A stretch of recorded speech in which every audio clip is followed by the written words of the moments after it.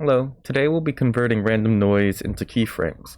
So, the first thing we want to do is open up a graph editor here, and right now we don't see anything because we need to add a keyframe.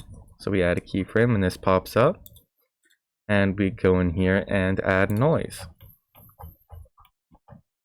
So I'll up the scale, up the strength, so that we have a nice curve to see. This is random noise, great for random stuff. It's great for adding life to little objects. So right now if we just select the x-axis, we move it around, well, it's not very easily adjusted or anything. So we need to add the keyframe. And before I do that, to convert it into keyframes, we use the sample keyframe options. If you don't see it, you can scroll on this menu. If we click it now, nothing happens because it draws between two keyframes. So we'll add that second keyframe. We can move this around, we can stretch it, but it doesn't easily do anything. So if we click everything, make sure you have everything selected, and sample keyframes, it draws between the two keyframes.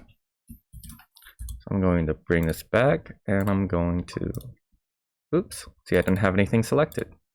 So I need to sample keyframes, and here we go. We have two problems. The first is noise on noise, so we just get rid of this.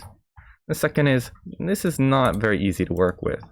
So we can just select everything. There's this handy dandy tool called decimate. We do this, you can see there's a slider. And you can just adjust it to whatever you want. And it's a very similar curve, and you have noise that you can very easily play with. There we go. So if we want to make something like this slow motion now, we can open up the NLA editor and convert it into a strip, animated strip time, make sure we're on frame 1, add a keyframe, and we want to add in another one, and then it will open up some nice possibilities. We can now control the speed of this animation with this editor. So to make it slow motion, for example, we can just make this linear, add some points in the middle, and then stretch this out on the x-axis. And that can be very quick and very slow. That concludes the tutorial. Thank you for watching. I hope you learned something.